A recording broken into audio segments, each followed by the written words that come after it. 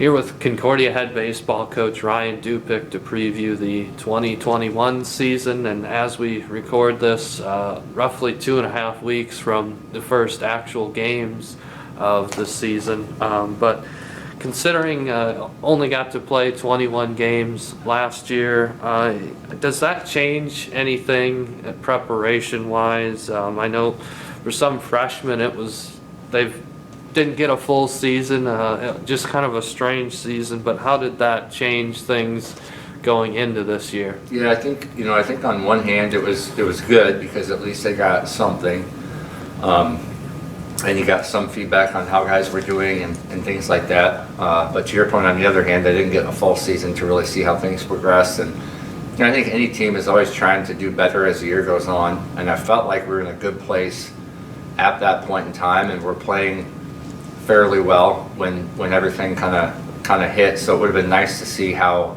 that progressed in the last about 60% of the season. But yeah, I think with this thing, it's hard to replicate game experience, and I think everybody went home and basically most people didn't get to play, or a lot of people didn't get to play from like mid-March all the way till they got back in the fall. So I think trying to replicate the games as much as we can and try to get hitters live at bats and make sure timing's right, and putting pitchers and players in game-like situations is tough. That's always tough in our climate, but especially so when you miss so much of that competitive season. So I think that's something we've been trying to process a bit. We played a lot in the fall, and in terms of inter squad, and we're trying to get live at bats and such in now. But if there's something that I feel like maybe we missed an opportunity on, it's that. But we don't have a ton of control over that, so we're just doing the best we can with it. Now you have a number of guys back for their 5th season in the program, taking advantage of that extra year. What does that maybe do to the level of maturity and experience you have inside your program? Yeah, I think it creates, I think those guys, obviously, when you come back, you're coming back because you enjoy the experience and you want to run it back one more time. And so I think you have guys. The good part of it is you have guys who are connected and understand our process and what we like to try to do here. I think the challenge of it is you always want to keep everybody hungry. Sometimes it's easy to get a little bit complacent when you kind of feel like, I've been through this before, and it doesn't matter what year you are, you have to constantly try to keep making progress and improving. And so, and I think that's the balance of that. But overall, it's a good thing. It's a good thing to have that back. I think it really changed our depth. When we tried to recruit for this season, we obviously recruited, thinking that those guys were going to be gone. And so when they came back, it really increased our depth at a lot of positions. And now there's a lot of guys who are kind of in the mix to have a chance to compete and play for us. So I definitely think our depth's a lot better than it's been in previous years. But that also is a little bit of a challenge sometimes too, because we're trying to figure out how to get the right time to the right amount of people. So, but overall, I think it's a good thing, and I hope that it'll help us be a little bit more competitive this season. I was gonna say the bulk of your lineup is back. You lose a couple of guys like Wade Council and Thomas Sottle, but like you said, a lot of depth. How do you characterize the strength of the lineup before last year ended? Guys like Jesse Garcia and Keaton Kander were hitting for a lot of power. It seems like a lineup with a lot of extra base capability, but how do you characterize it? Yeah, just like that. I think you said it as, we were just meeting with Coach Lang talking about that, trying to make sure, hey, where are we at with stuff and where do we go from here? And we think we have a chance to have a lot of lineup depth. I think we feel that, everybody says this, but we really believe that we have a chance to have some guys in the mid to late portion of the lineup that are going to be able to do some damage. We saw that at times last year with Keaton Kander and Jacob Faulk, guys that would be in that 6-7 spot. Bo Dorman, Ben Berg, those weren't easy guys to pitch to, at times last year when they were 6, 7, and 8 in our lineup. And I think that's such a big deal. When I was thinking about trying to attack the lineup on the mound, it's like, boy, you better get those guys in the backside out because you got to swing back to the front part of the lineup. So I think we have a chance to have good depth in our lineup, a lot of flexibility and versatility within that. I think some of the keys will be some of those guys that you mentioned, at some point, if you want to go from good to great, you have to have not only some lineup depth, but you have to have a couple guys who are just really, really good in that middle part of the order.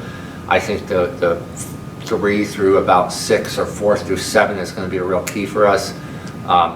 Hitting it in the 8 spot and being a good hitter is great. Hitting in the 5 spot and being a good hitter is better. And I think to have some guys there that are really dangerous and that guys don't want to pitch to is going to be a big key for us. Yeah, wanted to ask a little bit about some of those guys who were freshmen last year who we never got to actually see play at home before last year ended. But what are some of the things that like Jay Adams and Jacob Faulk, who you mentioned, what do they bring to this team? Yeah, Jay's a good bat ball guy. He's got really good contact skills, really good barrel awareness. He's a tough competitor, and he's got some swagger. He plays, he's a guy that brings some confidence. There's a piece of him that reminds me a little bit of Christian Meza from the past. Obviously plays a similar position too. He's going to be a really good player for us. He's a good athlete. He's a good competitive kid. And we just feel really comfortable when he's at the plate. He's going to give you a pretty tough at bat. And Jacob Faulk too. He played a lot of baseball before he came here. He's just a good hitter. He's a good clean hitter. Gets a lot of barrel. He's a solid third baseman. Both of those guys have a chance to be really, really good players. And I think they started out great. When you look at their numbers as freshmen coming right out of the gate and playing every day right away, it's pretty impressive. I think there's more in there for those guys too. I think they can continue to improve and get better. And so I think they have a chance to do some really good things. Shifting to pitching a little bit, you've had some staffs the past few years that have been really adept at missing bats, striking people out. What do you feel like is the strength of this group? I think we'll have a chance to do that again with this staff. We do have some guys that have some good stuff. So I think kind of evaluating our staff right now, I think we have a lot of depth. We have a lot of guys who have a chance to do some good things. Again, with some of the guys coming back, and then with the addition of some of the recruits we brought in, and then the development of players already in our program, we can literally say all 3 of those facets. We see guys who are like, oh, this is a newcomer who can help us, or this is one of those guys who came back and weren't expecting who's going to be able to help us, or this is a guy who's already been in our program who's improving and getting better.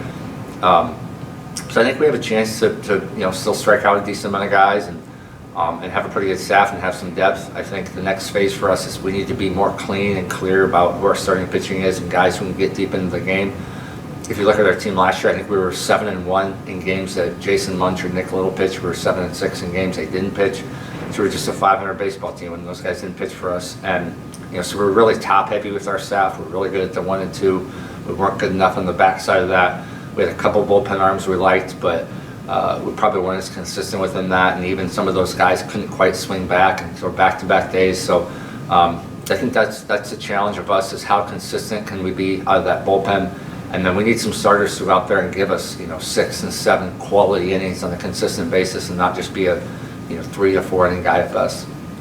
Yeah, Nick Little was quite a number 2 behind Jason Munch, who signed with the Milwaukee Brewers in the summer. What did you notice about Nick Little when he came back to the program that allowed him to be successful again in the starts that he was able to make last year? Yeah, just I'm really proud of Nick. I just think Nick's a really good kid. He's a very focused person. He works very hard. He's very clear on what he wants to accomplish. And I think like any person in life, we all go through these various phases where we're trying to we're focused on this and you're focused on that and whatnot. And I think Nick's just kind of come full circle with this. And I think he's really clear right now and who he is and what the next phases are for him. I think he just had a desire to come back and get his education and continue to grow as a person. He's a guy that from the time that he came here, he had really good pitchability. He threw multiple pitches for a strike the day he set foot on campus. So he's just constantly, even coming back now and getting more consistent with some of the bullpens and stuff he's doing now. He pretty much kind of rolls out of bed and throws strikes. He's going to do a pretty good job of that. So I just think Nick's a winner. He finds a way to get the job done, and he's been a good competitor for us. I'm excited to see him kind of finish this thing strong.